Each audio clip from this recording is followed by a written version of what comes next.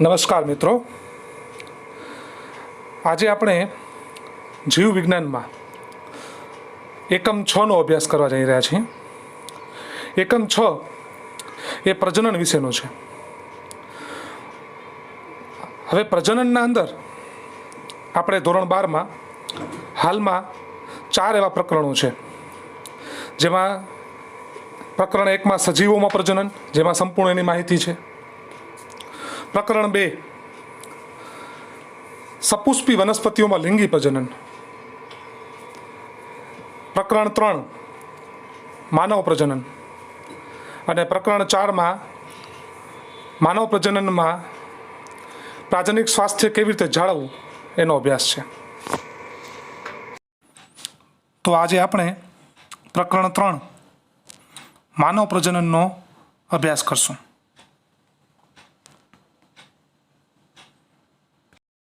તો હવે તમારી સ્ક્રીનની સામે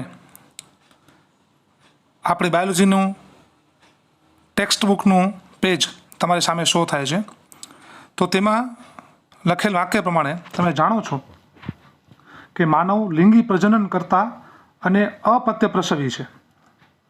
હવે લિંગી પ્રજનન તો આપણે જાણીએ છીએ કે જેમાં નર અને માદા દ્વારા થતું પ્રજનન છે, પણ અપ્રત્ય પ્રસવી એટલે શું? તો અપ્રત્ય પ્રસવી એવા પ્રાણીઓ કે જેના ગર્ભમાં વિકસિત બાળકનો જન્મ થાય, જેમ કે મનુષ્ય છે કે એવા બધા પ્રાણીઓ કે જેના ગર્ભમાં જ બાળકનો સંપૂર્ણ વિકાસ થાય છે અને ત્યારબાદ એનો જન્મ થાય છે. જ્યારે પક્ષીઓ ઈંડું આપે છે અને તેમાં બચ્ચાનો જન્મ ઈંડામાં એટલે કે શરીરની બહાર થાય છે. માનવ પ્રજનનિક ઘટનાઓ કે જેમાં પ્રજનન કઈ રીતે બને છે, તો તેમાં જનન કોષોનું નિર્માણ. નરમાં જનન કોષો તરીકે શુક્રકોષો છે જે શુક્રપિંડમાં બને છે, જ્યારે માદામાં અંડકોષો છે જે અંડપિંડમાં બને છે. આને આપણે જનન કોષો કહેશું. આ બંને નર અને માદા અલગ અલગ તેમાં નિર્માણ પામે છે, તેમાં બને છે. ત્યારબાદ શુક્રકોષો ને માદાના જનન માર્ગમાં દાખલ કરવા તથા નર અને માદા જનન કોષોનું જોડાણ. દાખલ થયા પછી નરના શુક્રકોષો માદાના અંડકોષને ફલિત કરે છે, જે ફલિતાંડના નિર્માણ તરફ દોરી જાય છે. જે તમે ઉપરના એનિમેશનમાં જોઈ શકતા હશો કે જેમાં શુક્રકોષો કઈ રીતે શુક્રવાહિની દ્વારા અંડકોષો સુધી પહોંચે છે, જેનો વધુ આગળ વિસ્તૃતમાં અભ્યાસ આવશે જ. અને કઈ રીતે શુક્રકોષો અંડકોષના અંદર પ્રવેશે છે અને તેનાથી આ જાયગોટ એટલે કે ફલિતાંડનું નિર્માણ થાય છે.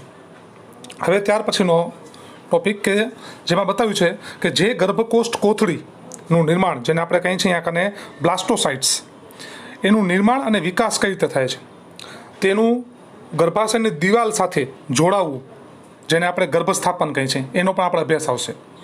ત્યારબાદ ગર્ભાશય કોથળીમાં ગર્ભનો વિકાસ કઈ રીતે થાય છે અને બાળકનો જન્મ પ્રસૂતિને અનુસરે છે, તેમાં કયા અંતઃસ્ત્રાવો ભાગ લે છે, જેનો આપણને વધુ અભ્યાસ આગળ આવશે. હવે આ પ્રજનનની ઘટનાઓ યૌવનારંભ બાદ થતી જોવા મળે છે. નર અને માદામાં પ્રજનનની ઘટનાઓમાં નોંધપાત્ર તફાવત જોવા મળે છે. જોઈ શકો છો કે બ્લાસ્ટોસાઇટ્સ ઘટના, જેના અંદર આપણે એનિમેશનમાં દેખાડે છે, 4 થી 5 દિવસે સાઇડમાં તમને એનો સમય બતાવ્યો છે કે કઈ રીતે કેટલા સમયમાં આ પ્રક્રિયા અહીંયા સુધી પહોંચતા કેટલા દિવસ લાગે છે. આનો વધારે આગળ વિસ્તૃતમાં આપણે અભ્યાસ એ પણ જોશું. દાખલા તરીકે શુક્રકોષનું નિર્માણ વૃદ્ધ પુરુષોમાં પણ ચાલુ હોય છે. મોટી ઉંમર સુધી શુક્રકોષો તેમાં બને જ છે, પરંતુ અંડકોષનું નિર્માણ એ સ્ત્રીઓમાં મોટાભાગે 50 વર્ષની ઉંમરની આસપાસ એ સ્થગિત થઈ જાય છે. તો હવે આપણે માનવમાં નર અને માદા પ્રજનન તંત્રોનો વિસ્તૃતમાં અભ્યાસ શરૂ કરશું. નર પ્રજનન તંત્ર જે નિતંબ પ્રદેશમાં સ્થાન પામેલ છે, તેમાં શુક્રપિંડની એક જોડની સાથોસાથ સહાયક નલિકાઓ, ગ્રંથિઓ અને બાહ્ય જનેન્દ્રિયોનો સમાવેશ થાય છે, જે તમે ઉપરની આકૃતિમાં જોઈ શકો છો. શુક્રપિંડો તે ઉદર ગુહાની બહાર કોથળી કે જેને વૃષણ કોથળી આપણે કહીએ છીએ તેમાં આવેલા છે. વૃષણ કોથળી શુક્રકોષ જનન માટે જરૂરી શુક્રપિંડોનું નીચું તાપમાન જાળવી રાખવા માટે મદદ કરે છે. સામાન્ય રીતે તાપમાન 2 થી 2.5 સેલ્સિયસ જેટલું આપણા શરીરના તાપમાન કરતાં નીચું હોય છે. પુખ્તમાં દરેક શુક્રપિંડ એ અંડાકાર આકારનું, આશરે 4 થી 5 સેન્ટીમીટર લાંબુ અને આશરે 2 થી 3 સેન્ટીમીટર પહોળું હોય છે. આ શુક્રપિંડો સઘન આવરણ વડે આવૃત હોય છે, જે તમે અહીં વિડીયો એનિમેશનમાં જોઈ શકો છો. દરેક શુક્રપિંડ આશરે 250 ખંડો ધરાવે છે, જેને શુક્રપિંડીય ખંડિકાઓ કહે છે, જે તમે બાજુની આકૃતિમાં જોઈ શકો છો. તેમાં આપણને આંતરિક રચનાઓની માહિતી આપી છે, જેમ કે મૂત્રવાહિની, શુક્રવાહિની, અધિવૃષણ નલિકા, શુક્રવાહિકા, વૃષણ જાળી, શુક્રપિંડ ખંડિકાઓ, મૂત્રાશય કોથળી, શુક્રાશય, પ્રોસ્ટેટ, બલ્બોયુરેથ્રલ ગ્રંથિ, મૂત્રમાર્ગ, શુક્રપિંડ અને એની શિશ્નની અગ્રત્વચા. હવે આપણને એનિમેશનમાં જોઈ શકો છો કે જેમાં શુક્રપિંડની આપણને લંબાઈ બતાવી છે, કે જે આપણે આગળ આવી ગયું છે, કે જે 4 થી 5 સેન્ટીમીટર લાંબુ અને આશરે 2 થી 3 સેન્ટીમીટર પહોળું હોય છે.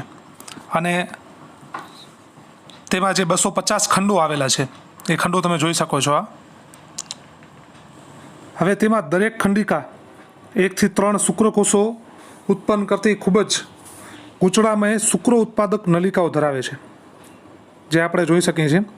દરેક શુક્ર ઉત્પાદક નલિકા તેની અંદરની બાજુ પર 2 પ્રકારના કોષો ધરાવે છે, જેને આપણે નર જનન કોષો કે આદિ શુક્રકોષો અને સર્ટોલીના કોષો તરીકે ઓળખીએ છીએ. જે નર જનન કોષો છે કે જ્યાં શુક્રકોષો ઉત્પન્ન થાય છે, તે અર્ધીકરણની ઘટના બન્યા બાદ અંતે શુક્રકોષમાં ફેરવાય છે, એના નિર્માણ તરફ દોરાઈ જાય છે. જ્યારે સર્ટોલી કોષો જે વચ્ચે વચ્ચે આવેલા છે તે આ શુક્રકોષોને, અથવા આપણે કહીએ કે જનન કોષો જ્યાં સુધી શુક્રકોષોમાં સંપૂર્ણ રીતે ફેરવાયા નથી ત્યાં સુધી આ સર્ટોલીના કોષો એ જનન કોષોને પોષણ પૂરું પાડે છે. શુક્ર ઉત્પાદક નલિકાના બહારના ભાગને આંતરાલીય અવકાશ કહે છે, જે નાની રુધિરવાહિનીઓ અને આંતરાલીય કોષો અથવા લેડિંગના કોષો જેને આપણે કહીએ છીએ એ ધરાવે છે. આ લેડિંગના કોષો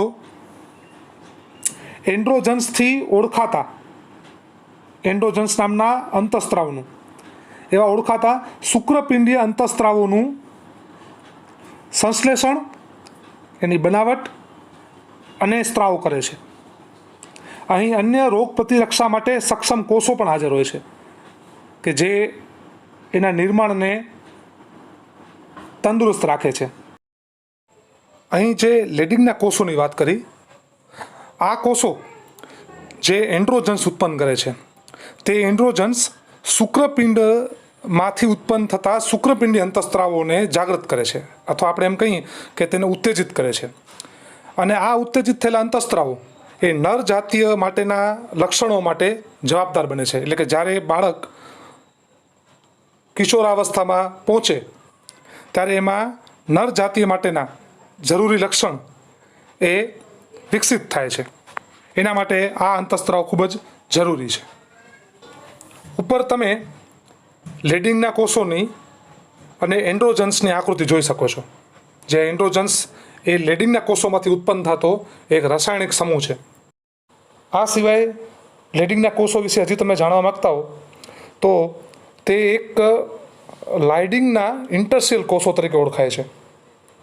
તે અંડકોષમાં સેમિનિફરસ ટ્યુબ્યુલસ જે છે એની બાજુમાં જોવા મળે છે. અને આ સિવાય તે એક લ્યુટેનાઇઝિંગ હોર્મોન જે આપણે 11 સાયન્સમાં ભણ્યા હતા LH એની હાજરીમાં એ ટેસ્ટોસ્ટેરોન ઉત્પન્ન કરે છે. લીડિંગના જે કોષો છે એ પોલીહેડ્રલ આકારના હોય છે અને તેમાં એક અગ્રણી ન્યુક્લિયસ રચના છે. અને આ જે રચના જે છે એ ઇઓસિનોફિલ્સ, સાયટોપ્લાઝમ અને અસંખ્ય લિપિડથી ભરેલા વાહિનીઓ હોય છે. તો તમે લીડિંગ વિશે વધારે સારું એવું જાણ્યું. હવે આપણે આગળ જોઈએ. નરમાં પ્રજનન સહાયક નલિકાઓમાં જે નલિકાના હું નામ બોલું છું તે તમે નીચે વિડીયો એનિમેશનમાં જોઈ શકો છો. તેના નામ એ પ્રમાણે શો થાય છે. પેલી છે વૃષણજાળ, બીજી તમે જોઈ શકો છો શુક્રવાહિકાઓ જે કઈ જગ્યાએ આવેલી છે, ત્રીજી છે અધિવૃષણ નલિકા જે કઈ બાજુ છે તમે જોઈ શકો છો વિડીયો એનિમેશનમાં, ચોથી છે શુક્રવાહિની જે બહારની તરફ છે જે શુક્રપિંડમાંથી શુક્રકોષોને બહાર લઈ જાય છે, આનો સમાવેશ થાય છે. શુક્રપિંડની શુક્ર ઉત્પાદક નલિકાઓ એ શુક્રવાહિકાઓમાં વૃષણજાળ મારફતે ખુલે છે. અંદર શુક્રવાહિકાઓ શુક્રપિંડમાંથી બહાર આવી અને દરેક શુક્રપિંડોની પશ્ચ સપાટી સ્થાન પામેલ અધિવૃષણ નલિકામાં ખુલે છે.